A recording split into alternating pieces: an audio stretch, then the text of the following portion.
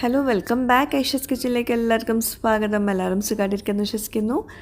ഇന്നത്തെ വ്ളോഗ് എന്ന് പറയുന്നത് നൈറ്റ് ടു മോർണിംഗ് റൂട്ടീൻ വ്ളോഗാട്ടോ. അതുപോലെ തന്നെ ഇതിൽ കറിവേപ്പില ഗ്രോയിങ് ടിപ്സ് ഡീറ്റെയിൽ ആയിട്ട് കൊടുക്കുന്നുണ്ട്. ഒരുപാട് പേര് റിക്വസ്റ്റ് ചെയ്തിട്ടുണ്ടായിരുന്നു അത് ഡീറ്റെയിൽ ആയിട്ട് ഷെയർ ചെയ്യാൻ വേണ്ടിയിട്ട്. അതുപോലെ തന്നെ പിന്നെ പറയാനുള്ള നല്ലൊരു റെസിപ്പി ഇൻക്ലൂഡ് ചെയ്യുന്നുണ്ട്. ചിക്കൻ കോക്ടെയിൽ റെസിപ്പിയാണ് ഇൻക്ലൂഡ് ചെയ്യുന്നത്. അപ്പോൾ എന്തായാലും വീഡിയോ മുഴുവനായിട്ട് കാണാം. കഴിയുന്നതും മാക്സിമം ഒന്ന് ലൈക്ക് ചെയ്യാൻ നോക്കാം കേട്ടോ. പറ്റുന്നവർ കമൻറ്റും ചെയ്യുക. അപ്പോൾ നമുക്ക് ഇന്നത്തെ വ്ളോഗിലോട്ട് പോവാം. അപ്പോൾ സ്കൂളിലെ ദിവസങ്ങളിൽ ഡിന്നറൊക്കെ കഴിഞ്ഞ് മക്കളൊക്കെ നേരത്തെ തന്നെ കിടന്നിട്ടുണ്ട്. റീന് കുറേ നോട്ട്സ് കംപ്ലീറ്റ് ചെയ്യാണ്ടെന്ന് പറഞ്ഞു. 10th അപ്പം അവളവിടെ ഇരുന്നിട്ട് എഴുതുന്നുണ്ട്. കുറച്ച് ലേറ്റായിട്ടായിരിക്കും അവൾ കിടക്കുന്നത്. പിന്നെ ഇത് ബദാം സോക്ക് ചെയ്യുക കേട്ടോ. അപ്പോൾ ഇതിൻ്റെ റീസൺ ഞാൻ പിന്നീട് വേറൊരു വ്ളോഗിൽ ഡീറ്റെയിൽ ആയിട്ട് കൊടുക്കാം. അപ്പോൾ ഇത് കുറച്ച് ദിവസങ്ങളായി ഞാനിപ്പോൾ ബദാം തലേന്ന് സോക്ക് ചെയ്ത് വെച്ചിട്ട് നെക്സ്റ്റ് ഡേ മോർണിംഗ് ഞാനും ഹസ്ബൻഡും കഴിക്കുന്നുണ്ട് കേട്ടോ. ഒരുപാട് ഗുണങ്ങളുണ്ട്. അതിൻ്റെ റിസൾട്ട് ഞാൻ കുറച്ച് ദിവസം കഴിഞ്ഞിട്ട് പറയാം. അതല്ലേ നല്ലത്. അങ്ങനെ അവളുടെ കൂടെ കുറച്ച് നേരം ഇരുന്നു. എനിക്കും കുറച്ച് എഡിറ്റിങ്ങും കാര്യങ്ങളൊക്കെ ഉണ്ടായിരുന്നു. അത് കഴിഞ്ഞിട്ട് പിന്നെ നമ്മൾ കിടന്നു. പിന്നെ നെക്സ്റ്റ് ഡേ മോർണിംഗ് സ്കൂളിലെ ദിവസങ്ങളിലെ വിശേഷങ്ങൾ ഞാൻ പ്രത്യേകിച്ച് പറയേണ്ട ആവശ്യമില്ല. നല്ല ബിസി ആയിരിക്കും. മക്കളെ കൂടെ തന്നെ അമ്മമാരും ഓടി നടക്കുന്നുണ്ടാവും. അപ്പോൾ ബ്രേക്ക്ഫാസ്റ്റ് ഉണ്ടാക്കണം, മക്കൾക്ക് കൊണ്ടുപോകാൻ കൊടുക്കണം, ഹസ്ബൻഡിന് കൊണ്ടുപോകാൻ കൊടുക്കണം, എല്ലാം കൂടിയായിട്ട് ഒരു കഥയായിരിക്കും. അപ്പോൾ ഇന്ന് ഞാൻ കുറച്ചൊരു സിമ്പിളായിട്ടുള്ള സംഭവമാണ് ഉണ്ടാക്കുന്നത്. പുട്ടുണ്ട് ബ്രേക്ക്ഫാസ്റ്റിന്. പിന്നെ ഞാൻ ഫ്രൈഡ് റൈസ് ഉണ്ടാക്കാമെന്ന് വിചാരിച്ചു. അതാവുമ്പോൾ മക്കൾക്ക് കൊണ്ടുപോകാനും ബ്രേക്ക്ഫാസ്റ്റും അതുതന്നെ മതിയാകും. ഫ്രൈഡ് റൈസ് ഉണ്ടാക്കുന്ന ദിവസം അവർക്ക് അതുതന്നെ മതി. അപ്പോൾ കുറേ വെജിറ്റബിൾസൊക്കെ ചേർത്ത് ഉണ്ടാക്കുമ്പോൾ കുറച്ചുകൂടെ നല്ലതല്ലേ. പിന്നെ ഞാനതിൽ സോയ സോസ് അങ്ങനെയുള്ള സോസുകളൊന്നും അങ്ങനെ കാര്യമായിട്ട് ഒഴിക്കുന്നില്ല. സിമ്പിളായിട്ട് കുരുമുളക് പൊടി, കുറച്ച് മസാല പൗഡറൊക്കെ ഇട്ടിട്ടുള്ള ഒരു ഫ്രൈഡ് റൈസാണ്. പിന്നെ പുട്ട് ഇക്കാക്ക് ഉണ്ടാക്കിയതാണ്. ഇക്ക പിന്നെ രാവിലെ തന്നെ ഫ്രൈഡ് റൈസ് ഒന്നും കഴിക്കില്ല. നമ്മൾ പിന്നെ എന്തെങ്കിലുമൊക്കെ കിട്ടിയാൽ മതി. അങ്ങനെ കാര്യമായിട്ട് വേണമെന്നൊന്നുമില്ല. അപ്പോൾ മക്കൾക്ക് ഫ്രൈഡ് റൈസ് തന്നെ ഞാൻ സ്കൂളിലേക്കും ബ്രേക്ക്ഫാസ്റ്റിനും കൊടുത്തിട്ടുണ്ട്. പിന്നെ ചോറ് ഞാൻ കുറച്ച് വേവ് കൂട്ടിയിട്ടാണ് ഇട്ടിട്ടുള്ളത്. കാരണം പറ്റ ഡ്രൈ ആയിട്ടുണ്ടെങ്കിൽ സൈഡ് ഡിഷ് ഇല്ലാതെ കഴിക്കാൻ പറ്റില്ലല്ലോ. അപ്പോൾ ഒന്നുകൂടെ വേവ് കൂട്ടിയിട്ടാണ് ചോറ് എടുത്തിട്ടുള്ളത് കേട്ടോ. മക്കളുടെ ടിഫിനൊക്കെ പാക്ക് ചെയ്തിട്ടുണ്ട്. ഇനി ഇക്കാക്കുള്ളത് പാക്ക് ചെയ്യാനുണ്ട്. റീനു ഓൾറെഡി കഴിച്ച് തീർത്തു. അപ്പോഴും റോസും ഇങ്ങനെ അത് ആസ്വദിച്ചിരുന്ന് കഴിക്കുകയാണ്. എല്ലാ ദിവസവും രാവിലെ ഇങ്ങനെ തന്നെയാണ്. അവൾക്ക് ഇങ്ങനെ നിർബന്ധിച്ച് കൊടുക്കണം. ബസ് വരാൻ നേരം ഒരു ഓട്ടോ ആയിരിക്കും. അപ്പം കഴിക്കുന്ന സമയത്ത് ഞാൻ മുടിയൊക്കെ ഒന്ന് കെട്ടിക്കൊടുത്തിട്ടുണ്ട് റോസുവിൻ്റെ. റീനുവിന് ഭയങ്കര പഞ്ച്വലാണ്. അവൾക്ക് ബസ് വരുന്നതിൻ്റെ ഒരു 2-3 മിനിറ്റ് മുമ്പെങ്കിലും അവിടെ താഴെ ഇറങ്ങി നിൽക്കണം. റോസിന് പിന്നെ ബസ് വന്ന് കഴിഞ്ഞിട്ട് ഓടിയാലും മതി എന്നുള്ള രീതിയിലാണ് നിൽക്കുക. അപ്പോൾ അവരൊക്കെ സ്കൂളിലേക്ക് പോയി. അതിന് ശേഷമാണ് പിന്നെ ഞാൻ ബദാം സോക്ക് ചെയ്തൊക്കെ ഒന്ന് കഴിക്കുന്നത് കേട്ടോ. വെള്ളം നേരത്തെ തന്നെ കുടിച്ചിട്ടുണ്ടായിരുന്നു. അപ്പോൾ രാവിലെ ബ്രേക്ക്ഫാസ്റ്റ് കഴിക്കുന്നതിന് മുമ്പ് വെള്ളവും ബദാം സോക്ക് ചെയ്തിട്ട് തൊലിയൊക്കെ കളഞ്ഞിട്ട് ഇതുപോലെ കഴിക്കുക. അത് വയറിലെ ഫാറ്റൊക്കെ പോകാൻ നല്ലതാണെന്നാണ് പറഞ്ഞിട്ടുള്ളത്. അപ്പം ഞാനിപ്പോൾ കുറച്ച് ദിവസങ്ങളായി കഴിക്കുന്നത്. എനിക്ക് റിസൾട്ട് കിട്ടിയ ശേഷം നിങ്ങളുമായിട്ട് ഡീറ്റെയിലായിട്ട് ഷെയർ ചെയ്യാം കേട്ടോ. വെയിറ്റ് ലോസിനൊക്കെ നല്ലതാണ്. പിന്നെ ഇക്കും അതുപോലെ തന്നെ പുട്ട്, കോളിഫ്ലവർ വേവിച്ചത്, പിന്നെ മുട്ട, അതുപോലെ ബദാം തൊലി കളഞ്ഞത്, അതൊക്കെയാണ് ബ്രേക്ക്ഫാസ്റ്റിന് കഴിക്കുന്നത്. ഞാൻ പിന്നെ ഫ്രൈഡ് റൈസ് തന്നെയാണ് കഴിച്ചത്. പിന്നെ ഇക്ക ഓഫീസിൽ പോയി റൂയിമോള് ബ്രേക്ക്ഫാസ്റ്റൊക്കെ കഴിച്ച് വീണ്ടും കിടന്ന കേട്ടോ. അപ്പോൾ അതാണ് ഈ ടോയ്സിനൊക്കെ മുകളിൽ കിടക്കുന്നത്. അവൾക്ക് എപ്പോഴും കിടക്കുമ്പോൾ അങ്ങനെ ടോയ്സ് കൂടെ വേണം. പിന്നെ ഞാൻ നാട്ടിലായ സമയത്ത് എനിക്ക് കൊണ്ടുവന്ന് തന്നതാണിത്. ഇത് ശുദ്ധമായ പശുവിൻ നെയ്യാണ്, വീട്ടിലുണ്ടാക്കിയ നെയ്യാണ് കേട്ടോ. അപ്പോൾ എന്താ പറയുക, അപ്പോൾ അങ്ങനത്തെ കാര്യങ്ങളൊക്കെ നമ്മൾ എപ്പോഴും പ്രൊമോട്ട് ചെയ്യണമല്ലോ. അതായത് വീട്ടിൽ ഒരു കെമിക്കൽസും ആഡ് ചെയ്യാണ്ട് ഉണ്ടാക്കിയ പ്രൊഡക്റ്റാണ്. അപ്പോൾ നെയ്യൊക്കെ ഇതുപോലെ ശുദ്ധമായ പശുവിൻ നെയ്യ്, ഹോം മെയ്ഡ് ഗീ ആവശ്യമുള്ളവർക്ക് തീർച്ചയായിട്ടും കോൺടാക്റ്റ് ചെയ്യാം. അവരുടെ നമ്പർ ഞാൻ താഴെ കൊടുക്കാം. അപ്പം എനിക്ക് തന്നപ്പം അവരെന്നോട് പറഞ്ഞത് നിങ്ങൾ യൂസ് ചെയ്തിട്ട് ഇഷ്ടപ്പെട്ടെങ്കിൽ മാത്രം ഷെയർ ചെയ്താൽ മതി എന്നാണ്. അപ്പോൾ എനിക്കിഷ്ടമായി. നല്ല അടിപൊളി മണവും നല്ലൊരു എന്താ പറയുക, ടേസ്റ്റ് വൈസ് ഒക്കെ എല്ലാം കൊണ്ടും നല്ല പെർഫെക്റ്റാണ്. അപ്പോൾ അതുകൊണ്ടാണ് ഷെയർ ചെയ്തത്. ഇഷ്ടപ്പെട്ടെങ്കിൽ താഴെ ഞാൻ നമ്പർ കൊടുക്കാം, കോൺടാക്റ്റ് ചെയ്യാം. ഈ ഉച്ചത്തേക്കുള്ള ചോറിൻ്റെ കൂട്ടാനുകളൊക്കെ ഒന്ന് ഉണ്ടാക്കുവാണ്. ചോറ് ഓൾറെഡി ഉണ്ടാക്കി. ഇനി സാമ്പാർ ഉണ്ടാക്കുവാണ് അവിടെ. സാമ്പാർ അങ്ങനെ ഡീറ്റെയിൽഡ് സാമ്പാറൊന്നുമല്ല, പരിപ്പും പച്ചക്കറികളും എല്ലാം കൂടി ഒരുമിച്ച് വേവിച്ചിട്ട് പുളിവെള്ളവും പിന്നെ സാമ്പാർ പൊടിയും ഉപ്പും ചേർക്കുക, അത്ര തന്നെ. പക്ഷേ നല്ല ടേസ്റ്റ് ഉണ്ടായിരുന്നു കേട്ടോ. പരിപ്പ് കുറച്ച് കൂടുതൽ ഇട്ടുകൊണ്ട് തന്നെ നല്ല ടേസ്റ്റ് ഉണ്ടായിരുന്നു. ഇനി ഒരു സ്പെഷ്യൽ റെസിപ്പിയാണ് ഷെയർ ചെയ്യുന്നത്, ചിക്കൻ കോക്ടെയിൽ റെസിപ്പി. അതിനായിട്ട് ചിക്കൻ ചെറിയ കഷ്ണങ്ങളാക്കിയത് വെള്ളമൊക്കെ ഡ്രെയിൻ ചെയ്തിട്ട് ബൗളിലേക്ക് ഇട്ട് കൊടുക്കുക. അതിലോട്ട് 2-3 ടീസ്പൂൺ സോയ് സോസും പിന്നെ കോൺഫ്ലോർ, കുരുമുളക് പൊടി, ഉപ്പ് ചേർത്തിട്ടില്ല കാരണം സോയ് സോസിൽ ഓൾറെഡി ഉപ്പുള്ളതുകൊണ്ട് കേട്ടോ. നന്നായിട്ട് മിക്സ് ചെയ്തിട്ട് മാറ്റി വയ്ക്കുക. ഞാൻ അപ്പോൾ തന്നെ അത് ഫ്രൈ ആക്കി എടുക്കുകയാണ്. അപ്പോൾ അതിനായിട്ട് പാന് ചൂടാക്കാം. അതിലോട്ട് സൺഫ്ലവർ ഓയിൽ ഒഴിച്ചു കൊടുക്കുക. ഓയിൽ അത്യാവശ്യം ഒഴിച്ചു കൊടുക്കുന്നുണ്ട്. എന്നിട്ടിത് ഓയിലിൽ ഡീപ് ഫ്രൈ ചെയ്തെടുക്കുക. ഓയിൽ നന്നായിട്ട് ചൂടായ ശേഷം വേണം ഇതുപോലെ ചിക്കൻ ഇട്ട് കൊടുക്കാൻ വേണ്ടിയിട്ട് കേട്ടോ.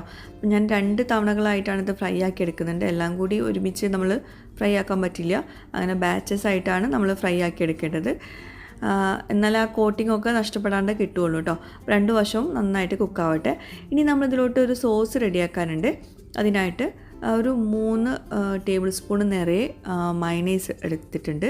അതൊരു ബൗളിലേക്ക് ഇട്ട് കൊടുക്കുക. നിങ്ങൾക്കിത് ബ്ലെൻഡറിൻ്റെ ജാറിലോട്ട് ഇട്ട് കൊടുക്കുക കേട്ടോ. ഞാൻ നിങ്ങൾക്ക് കാണിക്കാൻ വേണ്ടിയിട്ടാണ് ഇതുപോലെ ഒരു ബൗളിലേക്ക് ഇടുന്നത് കേട്ടോ. പിന്നെ അതിലോട്ട് 2 ടീസ്പൂണ് തൈരും പിന്നെ ഒരു 3 അല്ലി വെളുത്തുള്ളി കൂടണ്ട കേട്ടോ. വെളുത്തുള്ളിൻ്റെ ആ കുത്തുന്ന ഫ്ലേവർ ഉണ്ടാവും. മുളക് പൊടി ഒരു 1/2 ടീസ്പൂണ്, പിന്നെ കെച്ചപ്പ് ഒരു 2 ടീസ്പൂണ്, കുറച്ച് പാല്. ഇതിലോട്ട് ആവശ്യത്തിന് മാത്രം ഉപ്പ് ചേർത്ത് കൊടുക്കുക. ഉപ്പ് കൂടുതലാവണ്ട കേട്ടോ. മയണൈസിലൊക്കെ ഏകദേശം കുറച്ചൊക്കെ ഉപ്പുണ്ടാവും. ഇനി നമ്മൾ നല്ലോണം ഒന്ന് പേസ്റ്റ് ആക്കിയിട്ട് എടുക്കണത്. അപ്പോൾ നമുക്കിത് ഒരു ഡിപ്പായിട്ടും ഈ ഒരു സോസ് എടുക്കാം കേട്ടോ. അപ്പം ഇതാണ് നമ്മുടെ കോക്ടെയിൽ സോസ്. ഇത് വെറുതെ നമ്മൾ ഡിപ്പായിട്ടും കഴിക്കാം. ഷവർമയിലേക്കൊക്കെ സോസ് പോലെ അങ്ങനെ ഒഴിച്ചു കൊടുക്കാം. അതുപോലെ നമ്മുടെ ഈ കോക്ടെയിൽ ചിക്കനിലോട്ടുള്ള സോസും ആക്കിയിട്ടെടുക്കാം കേട്ടോ. അപ്പം ഈ ഒരു കോക്ടെയിൽ ചിക്കൻ റെസിപ്പി ഉണ്ടല്ലോ, ഇത് എൻ്റേതായിട്ടുള്ള റെസിപ്പിയാണ്. ഈ ഒരു കോക്ടെയിൽ സോസും എൻ്റേതായിട്ടുള്ളൊരു റെസിപ്പിയാണ്. അപ്പോൾ ശരിക്കുള്ള കോക്ടെയിൽ സോസ് വേറെ രീതിയിലാണ് ഉണ്ടാക്കുന്നത്. കോക്ടെയിൽ സോസ് എന്ന് പറയുമ്പോൾ നമ്മൾ എല്ലാം കൂടി കുറേ ചേരുവകൾ ചേർത്തിട്ടുള്ളൊരു സോസ്, അത്രയേ ഉള്ളൂ. അപ്പോൾ ഇതാ നമ്മൾ ഒരു ബാച്ച് ചിക്കൻ ഫ്രൈ ആക്കിയിട്ട് മാറ്റി വെച്ചിട്ടുണ്ട്. രണ്ടാമത്തെ ബാച്ച് അവിടെ ഫ്രൈ ആക്കാൻ വെച്ചിട്ടുണ്ട്. അപ്പോൾ നല്ല രസമുള്ളൊരു ചിക്കൻ ഡിഷാണ് കേട്ടോ ഈ കോക്ടെയിൽ ചിക്കൻ. ഇത് നമ്മളെ ഡൈനാമൈറ്റ് ചിക്കൻ്റെ ഒക്കെ ഒരു എന്താ പറയുക രീതിയിലാണ് നമ്മളിത് പ്രിപ്പറേഷനൊക്കെ. പക്ഷേ സോസും കാര്യങ്ങളൊക്കെ എൻറ്റയർലി ഡിഫറെൻ്റ് ആണ്. ടേസ്റ്റ് വൈസും എൻറ്റയർലി ഡിഫറെൻ്റ് ആണ്. അപ്പോൾ നമ്മുടെ നേരത്തെ റെഡിയാക്കിയുള്ള സോസ് ഉണ്ടല്ലോ, അത് പാനിലോട്ട് നമ്മളൊന്ന് ഒഴിച്ചിട്ട് സോസ് കുറച്ചൊന്ന് ചൂടാക്കി എടുക്കുന്നുണ്ട്. ഒരുപാട് ചൂടാക്കണ്ട, മയണൈസൊക്കെ ഉള്ളതാണ്, ഒരുപാട് ചൂടാക്കണ്ട. പക്ഷേ നമ്മൾ ചൂടാക്കിയിട്ടാണ് ഇതിലോട്ട് ചേർക്കുന്നത് കേട്ടോ. അപ്പോൾ അതാ ഇപ്പോഴാണ് ഫ്ലെയിം ഓൺ ചെയ്തിട്ടുള്ളത്. കുറച്ച് വെള്ളം കൂടി മിക്സ് ചെയ്തിട്ടുണ്ട് കേട്ടോ. ഒരുപാട് വെള്ളം ഒഴിക്കും ചെയ്യരുത്. ഒരു നുള്ളു ഉപ്പും കൂടി ചേർത്തിട്ടുണ്ട്. അപ്പോൾ നമ്മുടെ ഈ സോസ് റെഡിയായി, കോക്ടെയിൽ സോസ് റെഡി ആയിട്ടുണ്ട്. ഇത് തിളച്ചിട്ടില്ല കേട്ടോ, അതൊന്ന് ശ്രദ്ധിക്കുക. ഒന്നങ്ങോട്ട് ചൂടാക്കിയെടുത്ത ശേഷം നമ്മൾ ചിക്കൻ ഫ്രൈ ആക്കിയത് അതിലോട്ട് ചേർത്ത് കൊടുക്കുന്നുണ്ട്. വീണ്ടും പറയുകയാണ്, ഒരുപാട് തിളപ്പിക്കരുത്, ഒന്നാണ്ട് ചൂടാക്കിയെടുത്താൽ മതി കേട്ടോ. പിന്നെ വേറൊരു ഇതും കൂടി എന്താണെന്ന് വെച്ചാൽ, നിങ്ങൾക്ക് ഇങ്ങനെ ചെയ്യേണ്ടതെന്നാണെങ്കിൽ നമ്മൾ ചിക്കൻ ഡൈനാമൈറ്റൊക്കെ ചെയ്യുന്ന പോലെ തന്നെ ചിക്കന് അതുപോലെ ഈ സോസ് ചൂടാക്കാണ്ട് നമുക്ക് വേണമെങ്കിൽ മിക്സ് ചെയ്തിട്ട് അങ്ങനെയും കഴിക്കാം. അപ്പോൾ വരുമ്പോൾ പെട്ടെന്ന് നമ്മൾ കഴിക്കണം, അത്രയേ ഉള്ളൂ. മൈനസൊക്കെ ചേർത്തല്ലേ. ഇങ്ങനെ ആകുമ്പോൾ ഒന്ന് എടുത്ത് വെച്ചാലും കുഴപ്പമില്ല. അപ്പോൾ നമ്മുടെ കോക്ടെയിൽ ചിക്കൻ റെഡി ആയിട്ടുണ്ട്. നല്ല അടിപൊളി ഡിഷാട്ടോ. അപ്പോൾ ഇതിൽ ഒരു കാര്യം ശ്രദ്ധിക്കുക, ഇതിൽ നമ്മൾ ഗാർലിക്ക് കൂടുതൽ ചേർക്കരുത്. ഒരു 1-2 ക്ലൗസ് മാത്രം ചേർക്കുക. കൂടുതലായിട്ടുണ്ടെങ്കിൽ ഗാർലിക്കിൻ്റെ ഫ്ലേവർ മുന്നിട്ട് നിൽക്കും. അത് നമ്മൾ കുക്കാക്കി എടുക്കുന്നില്ലല്ലോ, ഒരുപാട് കുക്ക് ചെയ്യുന്നില്ലല്ലോ, ഓയിലൊന്നും കുക്ക് ചെയ്യുന്നില്ലല്ലോ ആ ഒരു സോസ്. അപ്പോൾ അതുകൊണ്ട് തന്നെ ഗാർലിക്ക് ചേർക്കുമ്പോൾ പ്രത്യേകം ശ്രദ്ധിക്കുക. ബാക്കിയൊക്കെ പെർഫെക്റ്റ് ആണ്, അതൊന്ന് ശ്രദ്ധിച്ചാൽ മതി. അപ്പോൾ എല്ലാവരും ട്രൈ ചെയ്യാം. നല്ല അടിപൊളി ഡിഷാണ് ഇത്. ഫ്രൈഡ് റൈസിൻ്റെ കൂടെയാണ് കോമ്പിനേഷൻ വരുന്നത്. അപ്പോൾ റൈസ് ഞാൻ വേവിച്ച് വെച്ചത് കുറച്ച് ബാക്കിയുണ്ടായിരുന്നു. അപ്പോൾ കുട്ടികൾക്ക് കുറച്ച് വെജിറ്റബിൾസൊക്കെ ചേർത്തിട്ട് കുറച്ചുകൂടെ ഉണ്ടാക്കിയതാണ് ഫ്രൈഡ് റൈസ്. പിന്നെ നമുക്ക് ചപ്പാത്തി ഉണ്ട്. ചപ്പാത്തിൻ്റെ കൂടെ നല്ല കോമ്പിനേഷൻ ആട്ടോ. അതുകൊണ്ടാണ് ഞാൻ കുറച്ച് ഗ്രേവി ആയിട്ട് ഈ ഒരു ചിക്കൻ ഡിഷ് ഉണ്ടാക്കിയിട്ടുള്ളത്. അപ്പോൾ എല്ലാവരും ട്രൈ ചെയ്യുക. അടിപൊളി ഡിഷാണ് ചിക്കൻ കോക്ടെയിൽ. അപ്പോൾ നിങ്ങൾ ഉണ്ടാക്കി നോക്കിയിട്ട് അഭിപ്രായങ്ങൾ അറിയിക്കുക. അപ്പോൾ നമ്മുടെ വ്ളോഗ് കഴിഞ്ഞിട്ടില്ല. ഇനി അടുത്തതായിട്ട് പറയാൻ പോകുന്നത്, ഒരുപാട് പേര് ഇങ്ങനെ മെസ്സേജ് അയച്ചുകൊണ്ടിരിക്കുന്ന ഒരു കാര്യമാണ് ഈ കറി ലീഫിൻ്റെത്. കറി ലീഫിൻ്റെ ഞാൻ ഡീറ്റെയിൽ ആയിട്ട് മുമ്പ് വ്ളോഗ് ചെയ്തതായിരുന്നു. പക്ഷേ പല വ്ളോഗ്സിലായതുകൊണ്ട് തന്നെ എല്ലാവർക്കും ഭയങ്കര കൺഫ്യൂഷൻ. അപ്പോൾ ഞാൻ എല്ലാം കൂടി ഒരു വ്ളോഗിലാക്കിയതാണ് ഇതിപ്പോൾ. അപ്പോൾ എൻ്റെ അടുത്ത് ഇതുപോലെ ഒരു കറി ലീഫിൻ്റെ ചട്ടിയിൽ കറി ലീഫ് ഇതങ്ങനെ നീണ്ടു പോകുന്നുണ്ടായിരുന്നു. അറ്റത്ത് മാത്രം കുറച്ച് ലീവ്സൊക്കെ ആയിട്ട് ഉണ്ടായിരുന്നു. അപ്പോൾ എനിക്ക് നമ്മുടെ ഒരു വ്യൂവർ സജസ്റ്റ് ചെയ്തതാണ് ഈ ഒരു കാര്യം. ഒരു വീഡിയോ എനിക്ക് അയച്ചു തന്നിട്ടുണ്ടായിരുന്നു. അപ്പോൾ അതുപോലെ ചെയ്യാൻ പറഞ്ഞിട്ടുണ്ടായിരുന്നു. പിന്നെ നമ്മൾ കറി ലീഫൊക്കെ ഉണ്ടാക്കുമ്പോൾ എപ്പോഴും നമ്മൾ ഈ പോട്ടിംഗ് സോയിൽ വെച്ചിട്ട് ചെയ്യുമായിരിക്കും നല്ലത്. നമ്മൾ ഇങ്ങനെ ഈ ബാൽക്കണിയിലൊക്കെ ഉണ്ടാക്കുമ്പോൾ പോട്ടിംഗ് സോയിലാണ് നല്ലത്. നമ്മൾ സാധാ മണ്ണാകുമ്പോൾ ഭയങ്കര കട്ടിയിൽ അവിടെ നിൽക്കും. അപ്പോൾ കറി ലീഫിൻ്റെ വേരൊക്കെ വലുതാവാൻ ബുദ്ധിമുട്ടാണ്. അപ്പോൾ ഞാൻ പോട്ടിംഗ് സോയിലേക്ക് മാറ്റും കേട്ടോ. ആദ്യം എൻ്റെ അടുത്ത് ഉണ്ടായിരുന്നത് സാധാ മണ്ണിലായിരുന്നു. അപ്പോൾ പോട്ടിംഗ് സോയിൽ ഇതുപോലെയുള്ള സംഭവങ്ങളൊക്കെ നമ്മൾ ബാൽക്കണിയിലൊക്കെ ഉണ്ടാക്കുമ്പോൾ അങ്ങനെ വാങ്ങിക്കാൻ കിട്ടുന്നതാണ്. ഇവിടെ ഗൾഫ് കൺട്രീസിലൊക്കെ വാങ്ങിക്കാൻ കിട്ടും. അപ്പോൾ അതിലേക്ക് മാറ്റിയിട്ടുണ്ട്. എന്നിട്ട് ഇനി അടുത്ത് നമ്മൾ ചെയ്യാൻ പോകുന്നത് ഈ കറി ലീഫ് പ്ലാന്റ് പ്രൂൺ ചെയ്യാൻ പോവാണ്. അതായത് അതിൻ്റെ അറ്റം വെട്ടി കൊടുക്കുകയാണ്. അറ്റം എന്ന് പറഞ്ഞാൽ കുറച്ച് താഴ്ന്നിട്ട് വേണം വെട്ടി കൊടുക്കാൻ വേണ്ടിയിട്ട്. പിന്നെ ഓൾറെഡി നിങ്ങളുടെ കറി ലീഫ് പ്ലാന്റ് ഈ പോട്ടിംഗ് സോയിലാണ് ഉണ്ടാക്കിയതെങ്കിൽ പിന്നെ അത് മാറ്റണ്ട, കട്ട് ചെയ്ത് കൊടുത്താൽ മതി കേട്ടോ. കുറച്ച് താഴ്ത്തി വേണം കട്ട് ചെയ്യാൻ വേണ്ടിയിട്ട്. അപ്പോൾ അതാ കട്ട് ചെയ്തിട്ടുണ്ട്. അതിനുശേഷം മണ്ണിൽ നമ്മൾ ഇതുപോലെ മുട്ടയുടെ തോടൊക്കെ ഉണ്ടെങ്കിൽ ഇട്ട് കൊടുക്കുന്നത് വളരെ നല്ലതാണ്, മണ്ണിന് നല്ല വളം കിട്ടാൻ വേണ്ടിയിട്ട്. ഇനി നമ്മൾ കറി ലീഫിനായിട്ട് മാത്രമുള്ള ഒരു സംഭവമാണിത്. ഇത് മോരാണ്. അപ്പം മോര് കയ്യിലില്ല എന്നുണ്ടെങ്കിൽ നിങ്ങൾക്ക് തൈര് ജ്യൂസ് അടിച്ചിട്ട് മോരാക്കിയെടുക്കാം. അത് ഈ കറി ലീഫിന് ഭയങ്കര നല്ലതാണ്. അല്ലെങ്കിൽ ചെറുനാരങ്ങയുടെ തോടൊക്കെ ഇല്ലേ, തോട്, ചെറുനാരങ്ങയുടെ നീര് കുറച്ച് ഒരു അസിഡിക് ആയിട്ടുള്ള മണ്ണ് ഈ കറി ലീഫിന് ഭയങ്കരമായിട്ട് നല്ലതാണ്. അത് പെട്ടെന്ന് വലുതാവും, കുറേ ലീവ്സൊക്കെ ഉണ്ടാവും. അതുപോലെ തന്നെ ഈ ചായ ഉണ്ടാക്കുമ്പോൾ നമ്മൾ പാൽപ്പൊടി ചേർക്കുന്നതിനും പാൽപ്പൊടിയും പഞ്ചസാരയും ചേർക്കുന്നതിന് മുമ്പ് ചായപ്പൊടി ഇട്ടിട്ട് നമ്മൾ നല്ലോണം തിളപ്പിക്കൂലേ, അത് അരിപ്പിലൂടെ അരിച്ചെടുത്തതിന് ശേഷം അത് എടുത്ത് വെക്കുക. എന്നിട്ട് ആ വെള്ളം ഒഴിച്ചു കൊടുക്കുക. അതും നല്ലതാണ് കറി ലീവ്സിന്. പിന്നെ വേറൊരു കാര്യം പ്രത്യേകം ശ്രദ്ധിക്കുക, ഈ മോര് വെള്ളം ഒഴിക്കുന്നുണ്ടല്ലോ, തൈര് ജ്യൂസ് അടിച്ചതൊക്കെ, അതൊക്കെ ആഴ്ചയിൽ ഒരിക്കലും മാത്രം ഒഴിച്ചാൽ മതി, ഡെയിലി ഒഴിച്ചു കൊടുക്കരുത്. അപ്പോൾ ഇതാ ഒരു 2-3 ദിവസത്തിനകത്ത് തന്നെ നമുക്കിത് അതുപോലെ ഇങ്ങനെ ചെറുതായിട്ടൊന്ന് കിളിർത്ത് വരുന്നത് കാണാം. അപ്പോൾ ഇതാ കണ്ടോ, ഇവിടെയൊക്കെ പുതിയ തൂമ്പ് വരുന്നുണ്ട്.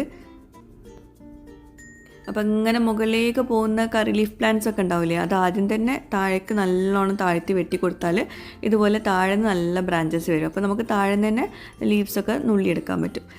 പിന്നെ അതാ നെക്സ്റ്റ് ഡേ പിന്നെ ഇങ്ങനെ പെട്ടെന്ന് വലുതായി പോവും. ഒന്നിങ്ങനെ പുതിയ തൂമ്പുകൾ വന്ന് തുടങ്ങിക്കഴിഞ്ഞാൽ ഒന്നുകൂടെ ഒഴിച്ചു കൊടുക്കുക കേട്ടോ. ഈ മോരിൻ്റെ വെള്ളം അല്ലെങ്കിൽ ചെറുനാരങ്ങയുടെ തോടൊക്കെ ഇട്ട് കൊടുക്കുക. കണ്ടോ, ആ ഒരു ചേഞ്ചസ് പെട്ടെന്ന് ഇങ്ങനെ റെഡിയായി വരും. ഇടയ്ക്കിടയ്ക്ക് നല്ലോണം നനച്ച് കൊടുക്കണം. പിന്നെ നല്ലോണം വെയിൽ തട്ടുന്നിടത്തും വെച്ച് കൊടുക്കണ്ട.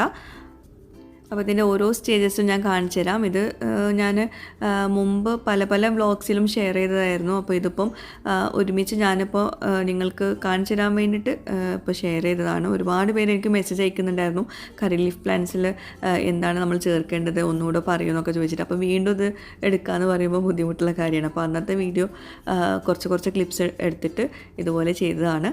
അപ്പോൾ ഇത് എല്ലാവർക്കും യൂസ്ഫുൾ ആവുമെന്ന് വിചാരിക്കുന്നു. നാട്ടിലുള്ളവർ ഇതുപോലെ നല്ല ഹൈറ്റിൽ കറി ലീഫ് പ്ലാന്റ്സ് പോവുകയാണെങ്കിൽ നടുക്ക് വെച്ചിട്ടൊന്ന് വെട്ടി കൊടുക്കുക. എന്നിട്ട് മോരും വെള്ളം ഒഴിച്ചു കൊടുക്കുക കേട്ടോ. അപ്പോൾ വീഡിയോ ഇഷ്ടമായിട്ടുണ്ടെങ്കിൽ ലൈക്ക് ചെയ്യാൻ മറക്കരുത്. യൂസ്ഫുൾ ആയെന്ന് തോന്നിയിട്ടുണ്ടെങ്കിൽ മറ്റുള്ളവരുമായിട്ട് ഷെയർ ചെയ്യുക. പുതിയൊരു വീഡിയോയുമായിട്ട് വ്ളോഗുമായിട്ടൊക്കെ വരുന്നവരേക്കും ബൈ. Thank you.